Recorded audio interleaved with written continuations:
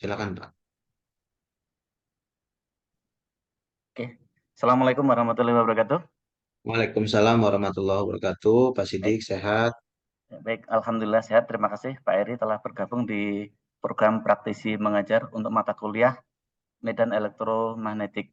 Pada kesempatan kali ini kita akan belajar tentang hukum kolom dan bersama praktisi Pak Eri ini kita akan lebih jauh mempelajari tentang penerapan hukum kolom di industri, terutama di PLTU sesuai dengan kepakaran Pak Heri.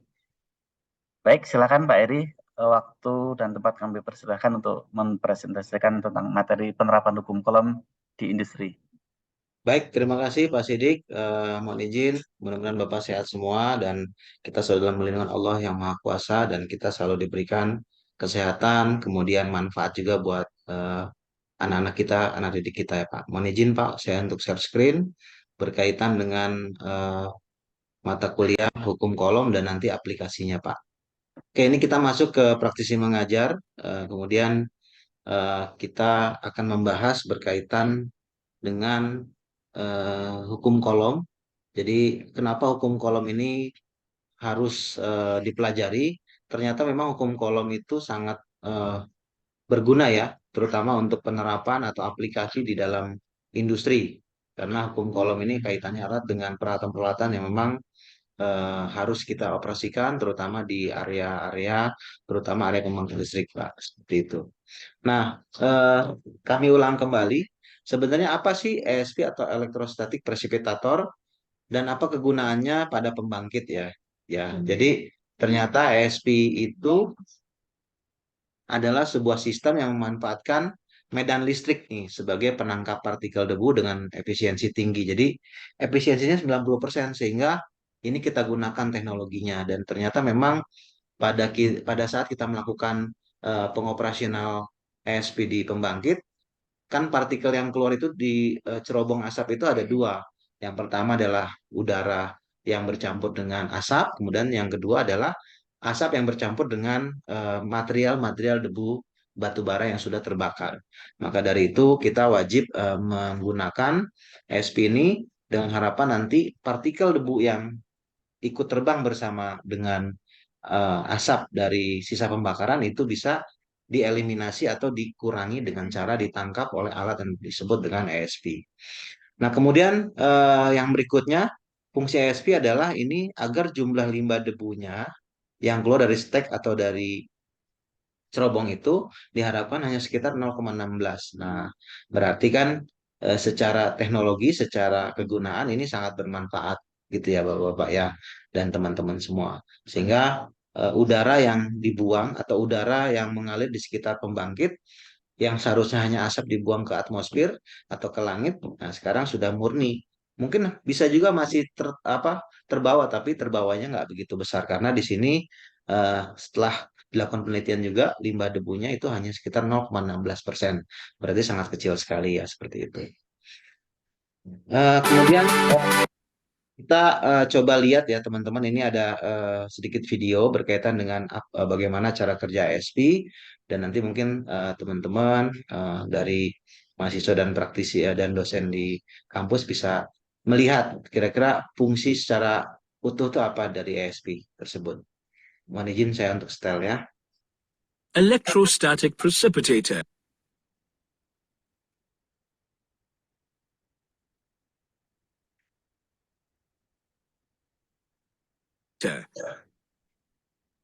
The carbon and other dust particles released in the atmosphere from industries are removed by electrostatic precipitator. In this method, two electrodes are fitted against the inside walls of the smokestack. When high voltage is applied, an electric discharge takes place across the stack, and as a result, air in the stack is ionized. The ionized air consists of ions and free electrons. The free electrons get attached to the gaseous particles moving up the stack.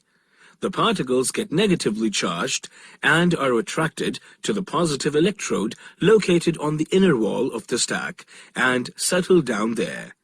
These can be dislodged from the electrodes by vibration of the electrodes and are collected in a reservoir. In this way, about 99% of the particulate matter gets removed from the fuel gases by this process. Oke, itu teman-teman.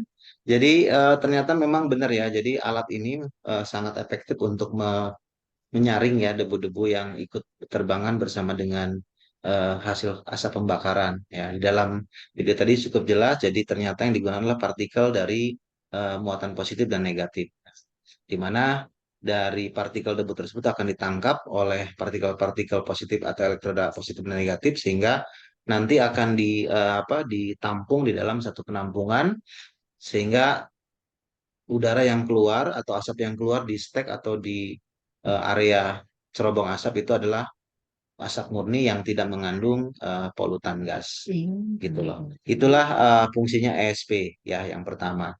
Kemudian yang kedua juga ESP, mohon maaf, untuk hukum Coulomb juga diterapkan di dalam alat yang lain ya.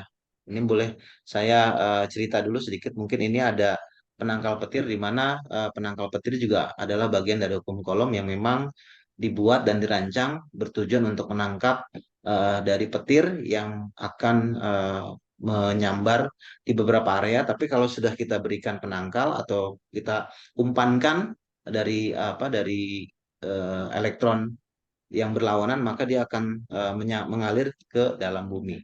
Nah, ini ada contohnya teman-teman, mungkin boleh disimak ya, seperti itu.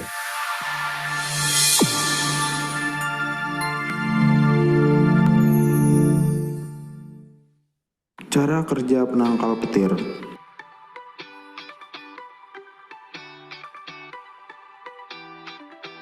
Sebelum masuk ke videonya, jangan lupa like, komen, dan subscribe ya Visiozen.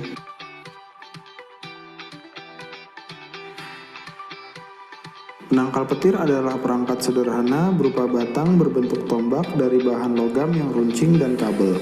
Ada 3 bagian komponen utama perangkat ini, yaitu split zen atau batang penangkal, kawat konduktor, dan grounding atau tempat pembumian.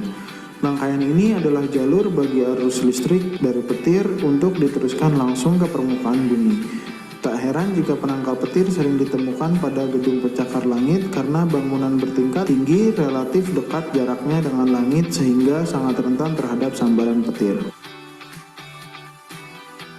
Dikutip dari How Stuff Works, fungsi perangkat ini sebenarnya bukan untuk mencegah datangnya petir yang menyambar benda-benda di bawah awan. Alat ini justru menangkap daya tarik-menarik muatan listrik yang berasal dari petir tersebut untuk disalurkan ke dalam tanah. Pada saat terjadinya petir dengan muatan listrik negatif di bawah awan sudah cukup banyak, maka muatan listrik positif pada tanah akan segera tertarik ke atas. Muatan listrik naik melalui kabel konduktor ke ujung batang penangkal petir. Ketika muatan listrik negatif tersebut berada cukup dekat di atas atap, daya tarik-menarik antara keduanya semakin kuat. Muatan positif di ujung-ujung penangkal petir tertarik ke arah muatan negatif. Pertemuan kedua muatan ini menghasilkan aliran listrik. Aliran listrik itu akan mengalir ke dalam tanah melalui kabel konduktor sehingga sambaran petir tidak langsung mengenai bangunan. Namun, sambaran petir masih dapat terjadi melalui kawat jaringan listrik serta merusak alat-alat elektronik pada bangunan yang terhubung ke jaringan listrik tersebut. Hal ini juga dapat menyebabkan kebakaran atau ledakan. Untuk mencegah kerusakan besar akibat jaringan listrik yang tersambar petir, biasanya di dalam bangunan juga dilengkapi dengan surge arrestor atau alat penstabil arus. Penangkal petir memiliki beberapa tipe, yaitu yang pertama adalah penangkal petir konvensional. Perangkat sederhana yang lazimnya hanya menunggu datangnya petir untuk menyambar di ujung penangkal. Prinsip kerjanya menangkap petir secara pasif, berbentuk seperti tiang dan membutuhkan kabel konduktor. Karena bersifat pasif, bangunan dengan area yang luas kerap menggunakan beberapa penangkal petir sekaligus pada puncak atapnya. Bisa dipasang dan diaplikasikan di mana saja. Lebih ideal untuk bangunan dengan area sempit seperti rumah tinggal. Yang kedua ada penangkal petir elektrostatis. Menggunakan sistem ESE atau Early Streamer Emission yang lebih aktif dalam menangkap petir. Perangkat ini memiliki satu elemen tambahan, yaitu head terminal yang berisi muatan listrik statis pada bagian ujung. Head terminal dapat menyimpan ion-ion positif dalam jumlah besar yang berasal dari dalam bumi. Ibarat magnet, head ini akan menarik ion-ion negatif yang ada di dalam awan sebelum ion-ion tersebut menghasilkan petir yang dahsyat.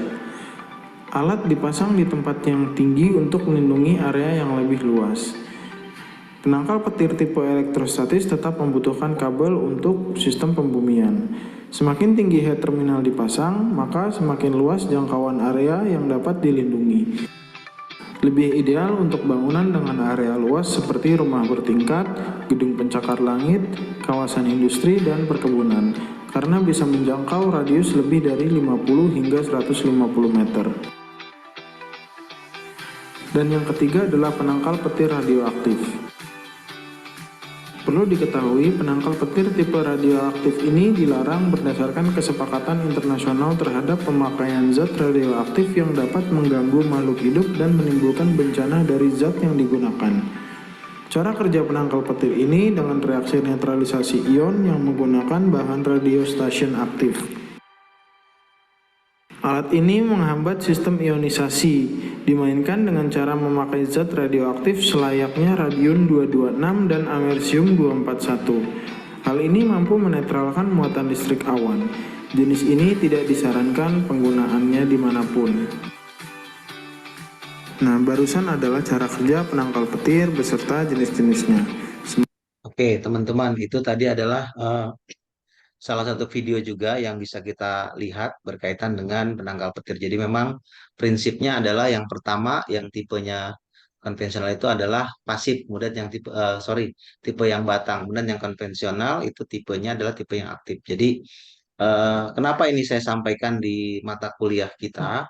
Karena memang dua alat ini selalu dipakai ya, selalu digunakan di PLTU karena memang apa namanya sistemnya ini melindungi juga dari PLTU kita dari berbagai macam eh, apa ya ancaman terutama berkaitan dengan keamanan peralatan. Karena kan di kami ini peralatannya semuanya serba mahal, serba memiliki teknologi yang cukup ini ya cukup baik dan peralatannya harus didesain sehingga tidak terjadi gangguan sehingga kami sebagai para insan di pembangkit wajib memahami peralatan-peralatan yang digunakan. Nah, kemudian teman-teman selain yang tadi saya sampaikan di awal juga kita bisa nanti melihat hukum Coulomb itu diterapkannya ada juga di peralatan untuk perkantoran seperti mesin fotokopi dan lain-lain. Ya, saya yakin teman-teman kalau mesin fotokopi sudah ini ya sudah memahami. Jadi dua tadi yang paling krusial yang kita gunakan di sektor pembangkit adalah pembangkit untuk penangkal petir dan yang pertama tadi adalah ESP atau elektrostatik precipitation. Nah, itu adalah bagian dari pengaplikasian untuk hukum Coulomb. Kemudian kalau cara kerja mesin fotokopi juga sama, nanti silakan teman-teman disimak. Intinya sama ya. Jadi ada muatan-muatan yang harus dirubah menjadi energi lain seperti itu. Assalamualaikum Nah, ini warahmatullahi juga wabarakatuh. video yang Kelompok 11 di saya dapatkan dari beberapa muatan elektron, referensi. Jadi maka ini dia sama akan ya. bermuatan positif. Namun, jika ada atom bermuatan proton bertemu dengan atom bermuatan neutron dan dikelilingi oleh dua atom muatan elektron, maka akan bermuatan negatif. Nah, untuk arti statis dalam teoritis berarti diam atau tidak bergerak. Namun, bukan berarti arti dari listrik statis yaitu listrik yang diam atau listrik yang tidak bergerak. Listrik statis itu adalah sekumpulan muatan listrik dalam jumlah tertentu yang tidak mengalir. Akan tetapi, jika terjadi pengosongan muatan akan mengalami suatu fenomena kelistrikan yang mana muatan listriknya tidak bergerak. Pada listrik statis, benda dapat tarik-menarik karena adanya atom-atom yaitu proton dan elektron. Namun, jika atom-atom itu bermuatan sama, contohnya proton dengan proton, maka dia akan saling tolak-menolak. Alat untuk mendeteksi muatan listrik statis pada suatu benda digunakan alat yang bernama elektroskop. PCR Bentar, atau teman-teman. PCR Ini saya persingkat saja ya videonya supaya bisa terdiri dari langsung warna pada poinnya. hitam, kuning, biru, dan ungu. Printer terdiri dari Primary Charging Roller atau PCR dan Photoreceptor Drum atau OPC.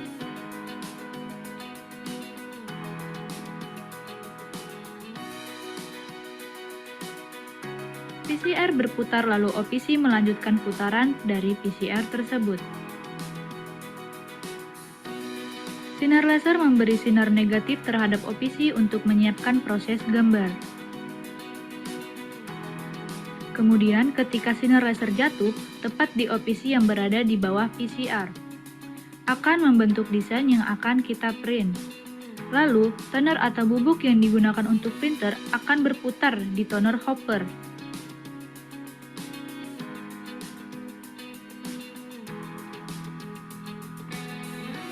Lalu bergerak ke developer roller, komponen demi komponen.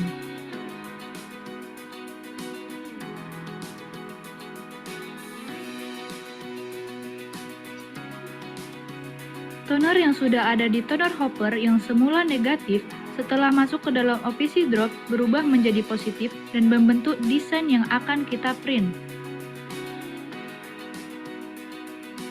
Bubuk toner yang sudah melewati OPC akan ditransfer ke kertas secara langsung, lalu diproses menggunakan 4 buah cartridge.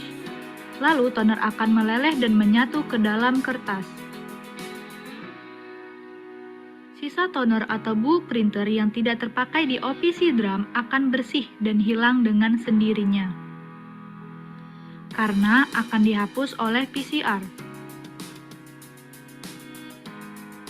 PCR tidak mentransfer ke OPC tetapi akan bergesekan dengan developer roller dan berputar lagi ke toner hopper.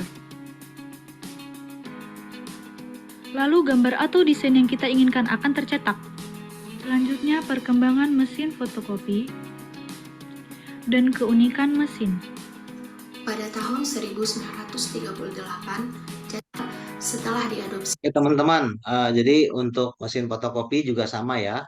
Jadi mesin fotokopi juga menggunakan prinsip dari hukum Coulomb karena ada perbedaan ini yang muatan sehingga menghasilkan satu gambar yang dihasilkan dari perpaduan muatan yang diolah oleh toner ya seperti itu. Nah, itulah contoh-contoh yang sangat relevan dengan dunia industri karena namanya mesin fotokopi, kemudian mesin ESP, kemudian penangkal petir juga itu kaitannya erat dengan dengan hukum Coulomb yang kita pelajari. Oke, selanjutnya teman-teman, ini saya yang karena ada beberapa video yang bisa saya tampilkan, mungkin saya akan menampilkan langsung ke video yang terakhir saja berkaitan dengan maaf, bukan video terakhir tapi berkaitan dengan contoh-contoh soal ya, teman-teman. Jadi pada pertemuan kemarin kita sudah membahas kaitannya dengan dengan aplikasi ya nanti teman-teman sebagai penutup dari kegiatan praktis mengajar maka nanti teman-teman diminta untuk mengerjakan tugas atau kuis di mana nanti kuis ini nilainya akan saya berikan ke Pak Sidik sebagai nilai bantu jika teman-teman nanti dalam proses pelaksanaan ujian tengah semester maupun ujian akhir mengalami ada nilai yang kurang seperti itu. Demikian mungkin Pak Sidik, nanti untuk kuis saya sampaikan melalui ini ya link dari Google Form. Nanti silakan teman-teman untuk mengisi. Linknya akan saya share di grup WhatsApp seperti itu. Demikian Pak Sidik yang bisa saya sampaikan berkaitan dengan materi hukum Coulomb yang diaplikasikan di perusahaan kami dan mudah-mudahan bermanfaat untuk teman-teman dan rekan-rekan mahasiswa semua. Terima kasih Pak Sidik. Terima kasih Pak Eri atas presentasinya tentang penerapan hukum Coulomb di industri berupa yang pertama tadi mesin pemisah debu ya untuk debu di cerobong batu bara. Kemudian yang kedua penangkal petir, serta yang ketiga penerapan di mesin printer atau fotokopi. Demikian mata kuliah praktisi mengajar bersama praktisi mengajar penerapan hukum Coulomb di dunia industri. Mudah-mudahan bisa membawa manfaat, bisa menginspirasi bahwa ternyata mata kuliah teori yang semula diajarkan teori di kelas masih anak-anak pada masih bingung penerapannya di mana. Dengan adanya praktisi mengajar ini bisa ada gambaran penerapan di industrinya seperti apa. Sehingga dalam belajar teori ini menjadi lebih bersemangat lagi dan paham bahwa nantinya ilmu yang didapatkan itu punya manfaat yang besar. Karena sebaik-baik ilmu yang kita pelajari adalah ilmu yang bisa membawa manfaat, dan manfaat yang utama adalah yang membuat kita lebih dekat kepada pencipta, sang pencipta. Oleh karena itu dengan mempelajari ini, mudah-mudahan kita bisa lebih dekat lagi kepada Tuhan, kepada Allah Subhanahu wa taala. Baik, terima Amin. kasih Pak Heri atas sharing ilmunya. Mudah-mudahan ini bisa bermanfaat dan bisa ditindaklanjuti pada semester-semester berikutnya untuk mata kuliah yang lainnya. Baik, Baik. terima kasih. Saya cukupkan sampai di sini pelajaran medan elektromagnetik bersama praktisi mengajar Bapak Herianto. Terima kasih. Saya Heri. Assalamualaikum warahmatullahi wabarakatuh. Waalaikumsalam warahmatullahi wabarakatuh. Terima kasih Pak Sidik. Sehat-sehat Pak Sidik. Sama-sama, Terima Pak Heri. kasih.